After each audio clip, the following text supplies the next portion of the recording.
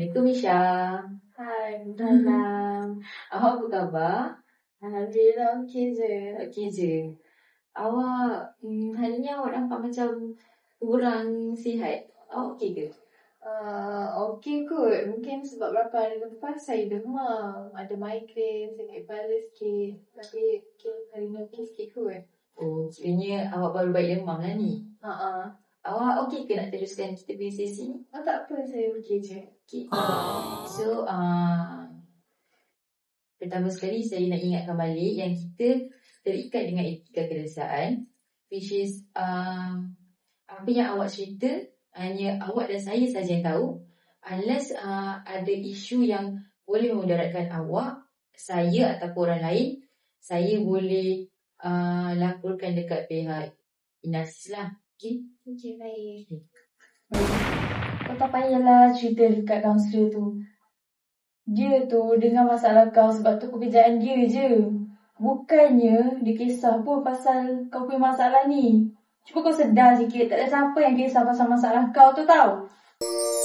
Tak apa Isha, mesti kau dah penat kan simpan seorang-seorang. Tapi kau cerita je dekat kaunselor tu. Mungkin dia boleh bantu.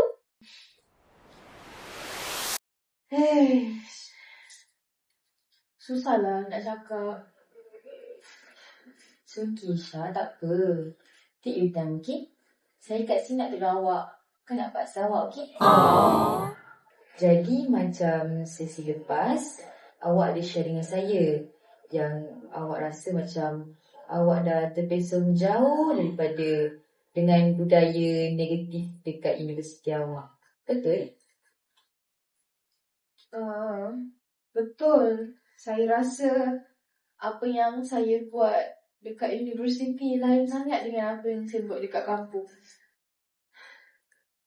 Jadi, boleh awak ceritakan lebih lanjut lah yang macam mana awak rasa bila awak dekat universiti dan macam mana perasaan awak bila awak balik ke kampung? Saya rasa saya dah mula terpesong bila saya dekat universiti. Tapi kalau saya dekat kampung, benda tu saya tak buat pun. Saya kat kampung saya elok je. Saya ikut je dengan kata mak ayah. Tapi saya tak tahulah. Oh, jadinya awak rasa macam tu. Bila dekat kampung tu, awak rasa lebih terjaga, lebih orang kata lebih dipelihara lah. Tapi bila awak dekat universiti, awak rasa lebih bebas lah, betul? Ya, saya takut saya dah terikut dengan benda-benda negatif dekat universiti. Saya takut saya tak boleh kontrol lagi saya punya diri. Faham?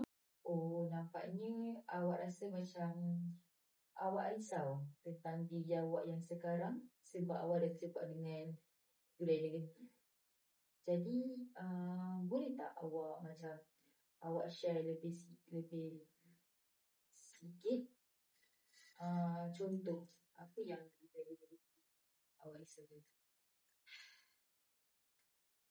Saya ni kalau dekat kampung, mak ayah memang tak bagi saya keluar malam. Apa semua. Tapi bila saya dekat universiti ni, saya rasa gerak sangat saya ni keluar malam, pergi lepak, berhibur, buat benda yang tak penting.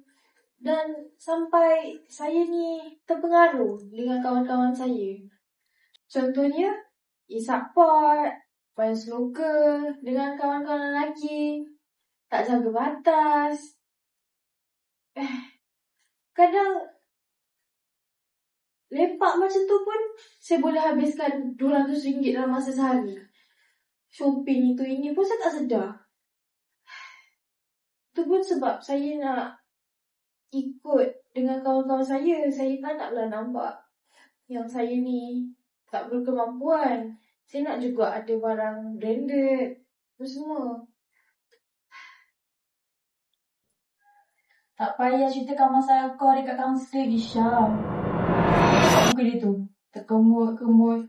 Tengok muka dia pun dah tahu tak boleh dipercayai kaunselor ni. Tak apa Isha. kaunselor ni dia terikat dengan etika kerahsiaan. Jadi, rahsia awak selamat dia dengan dia. So, awak cerita je dekat dia ke tidak sampai beritahu nak merana seorang-seorang. Ish, kau ni. Kau berani betul cerita kau punya masalah dekat kaunselor? Tante dia tengah judge kau dan diam.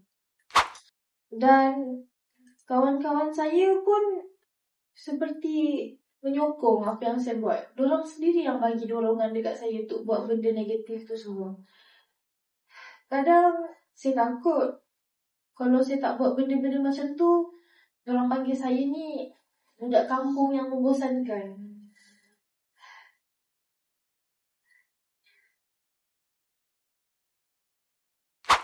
Taklah Isha, bagus je perkongsian kau tu. Cuba tengok, kaunselor tu dia dengar je masalah kau dengan teliti kan. So dia tak judge kau pun. Janganlah risau. Sebenarnya mak ayah saya, diorang tu strict parents. Dan memang sangat jarang bagi saya keluar. Bukan jarang, memang takkan bagi punya saya ni keluar malam. Dengan kawan-kawan saya lah terutamanya. Tapi bila dekat uni, bila diorang dah tak ada dekat pandangan saya rasa bebas. Saya rasa seronok spend time dengan kawan-kawan saya. Jadinya sekarang ni awak rasa macam awak lebih risau bila kawan-kawan awak ajak awak keluar. Contoh macam awak cakap tadi, pergi main snooker. Dan awak pun dah start macam terjebak dengan hisap pot. Betul? Betul? Tak apa, it's okay Syah. Terima kasih sebab awak berani untuk cerita dekat saya semua ni. Sebab bila awak cakap pasal kebebasan dekat universiti ni kan, apa perasaan yang datang waktu tu? Macam awak seronok ataupun awak lega? Macam mana? Mula-mula seronok. Tapi saya rasa macam memang mula-mula saya rasa inilah dunia saya. Inilah yang saya nakkan selama ni. Tak ada siapa yang kawal, tak ada siapa yang kisah. Saya boleh je keluar bila-bila. Makan kat luar, balik pun lewat, Kelantan ke Lepikan. Tapi lepas beberapa minggu buat benda yang sama je, penat juga. Saya rasa lain. Penat tu satu. Dia macam saya rasa bersalah. Saya rasa bersalah sebab yelah, balik pun pukul 3-4 pagi, kadang subuh baru balik. Kelas pun tertinggal, memang liat nak bangun pagi. Dan yang paling penting saya rasa macam kosong. Kosong sangat. Jadi saya rasa itu memang adalah one of the kesan culture shock dekat universiti lah. Dia macam ibarat awak melangkah daripada persekitaran yang sangat terkawal, which is awak cakap tadi kalau dekat kampung, family awak pun strict parents kan. Jadi bila awak dah ke tempat yang awak rasa sangat bebas, dia ibarat macam dua dunia tu dah bercanggah, and boleh menyebabkan awak punya badan dan emosi awak tu terkejut. Kadang saya rasa macam aku ni siapa sebenarnya? Dekat rumah saya ni anak yang patuh. Dekat you macam orang lain. Macam bebas sangat kau ni. Dah bebas dia pula tu. Saya pun kalau dekat rumah lepas jazan boleh solat terus. Tak ada tangguh-tangguh. Tapi dekat you ni bukan setakat dapatkan solat, kadang tinggal terus. Yelah, lepak keluar malam. Kalau dekat rumah lepas jazan tu saya boleh lagi solat terus. Tak ada tangguh-tangguh. Tapi bila dekat you ni, yelah lepak keluar malam. Balik pun 3-4 pagi. Lepas tu nanti pandai liat nak bangun. Lepas tu gunakan alasan program juga. Sebabkan program je, kadang tinggal juga solat tu. Bagus. Tak lama lagi kau tengok dia ceritakan masalah kau dekat siapa. Kau tunggulah nanti. Tak apa, Isha. Percayalah cakap. Kaunselor tu tengah cuba yang terbaik tau untuk bantu kau. Kadang saya rasa macam kalau dekat rumah, lepas dia azan, saya boleh je terus solat. Tapi sekarang bila dekat universiti ni, saya keluar malam, lepak sampai pukul 3-4 pagi. Nak bangun subuh pun liat. Sangat liat. Lain lagi yang saya ikut program. Lepas tu, kau ikut program, solat tu tinggal. Dan memang tak sempat langsung nak solat. Tengok sekeliling, yang lain tak takut pun. Macam seolah-olah benda tu biasa. Saya rasa agama saya ni dah tunggang langgang. Kadang saya takut. Saya takut kalau parents saya ni tahu saya ni jadi macam ni. Saya takut yang saya ni kecewakan diorang. Saya macam takut benda ni makan diri saya sendiri. Isha, awak tak jahat pun. Cuma awak nak cuba kenal dunia awak je. Kita kan manusia. Awak manusia, saya pun manusia. Jadi kita manusia ni ada rasa ingin tahu. Nak tahu rasa apa itu kebebasan. Yang penting sekarang ni, awak kena fikir macam mana awak nak seimbangkan semua tu. Daripada segi akademik, daripada segi awak berprogram macam awak cakap tadi kan. Dan macam mana awak nak berkawan dengan kawan-kawan awak tu. Supaya awak rasa awak tak hilang diri awak. Tapi saya rasa saya ni jahat sangat. Tak, Isha, awak tak jahat. Boleh saya tanya satu soalan kat awak? Boleh? Apa perkara yang buat awak rasa paling takut bila awak masuk universiti ni? Macam daripada segi awak fikir pasal perubahan hidup awak sekarang. Saya takut kalau saya terus macam ni, saya hanyut. Saya takut terpengaruh. Saya takut benda yang tak elok. Saya takut saya lupa budaya saya ni kat mana. Saya ni kat kampung lain, dekat universiti lain. Saya jadi hilang identiti diri sendiri. Saya takut saya lupa nilai parents yang saya tu dah ajar kat saya.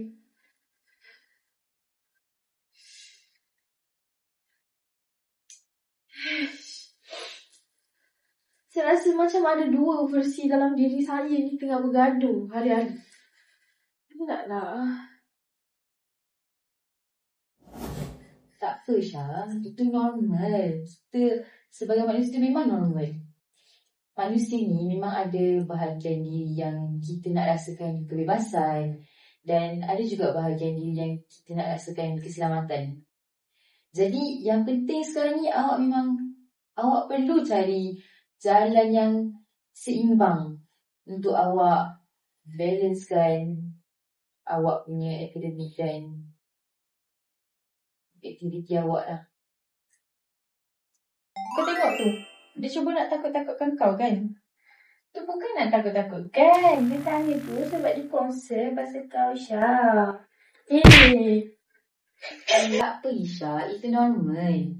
Manusia memang ada bahagian diri yang rasakan nak kebebasan dan ada juga bahagian diri yang rasa nak keselamatan. Apa yang penting sekarang ialah Isha pilih jalan yang seimbang. Jadi sekarang kita boleh nampak lah yang mula-mula Isha ada masalah kewangan. Di mana Isha start boros dengan macam beli barang-barang branded, barang-barang mahal sebab nak rasa setaraf dengan kawan-kawan T20 Isha yang lain kan. Isha juga ada masalah dengan pergaulan bebas di mana Isha dah start keluar malam, balik dalam pukul 2-3 pagi dengan lelaki keliling pinggang, dan paling penting Isha dah start tak mula istiqomah dan lalai dalam beribadah. Macam solat lambat, kadang-kadang tak solat langsung. Unsur agama tu dah macam tunggang langgang orang kata dalam hidup Isha kan. Jadi Isha sendiri pun nampaklah yang lama kelamaan macam identiti Isha tu yang dulu seorang anak yang taat kepada ibu bapa, tapi lepas je Isha masuk universiti, Isha macam mencipta identiti yang baru yang merasa macam lebih bebas. Okey, macam dah tak apa. Isha jangan risau, kita boleh sama-sama selesaikan masalah ni. Jadi, Wali nak minta Isha ingat kembali pengorbanan ibu bapa Isha. Wali nak Isha pilih sama ada pertama, Isha rasa gembira tapi sekejap je, tapi tak bawa manfaat. Yang kedua, Isha rasa macam Isha gembira dan dalam masa yang sama Isha dapat membantu perkembangan diri Isha. Kau nampak dia cuma nak attitude kau je. Bukan. Dia cuma nak Isha nampak dengan lebih jelas. Sebab apa? Isha datang sesi kaunseling ni. Keluar malam, saya gembira kejap. Tapi besoknya saya penat, saya letih, penting kelas, duit pun habis. Tapi bila saya habiskan masa study dengan kawan-kawan kampung saya rasa tenang. Saya rasa macam diri saya bahagia. Saya memang nak kurangkan keluar malam. Keluar pun tak naklah balik lewat. Dan saya nak kembali fokus. Bagus. Itulah langkah pertama yang Isha boleh ambil. Tengoklah mampu ke tak. Alhamdulillah Isha, saya sangat rasa bangga dengan awak hari ini. Apa yang awak buat tu adalah satu keberanian. Awak datang dekat saya hari ini, awak cerita dan awak hadapinya sendiri. Sebab bagi saya, perkara tu bukanlah satu perkara yang kecil bagi saya. Saya appreciate sangat awak punya kehadiran hari ini. See? Tak rugi pun Isha datang. Tak apa, slow-slow semuanya akan okey. Kita tengoklah nanti.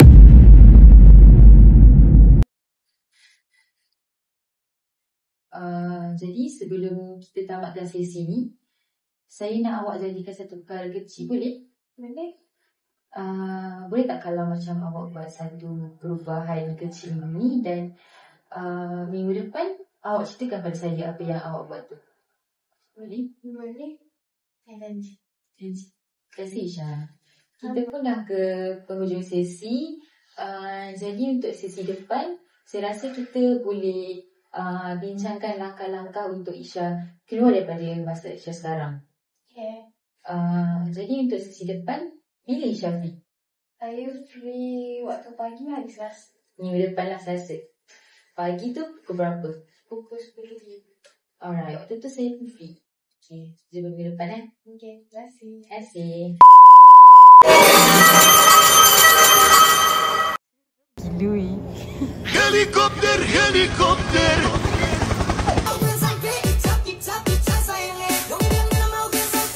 Dekat rumah, mak ayah saya ada aku anak yatim. Dalam ni.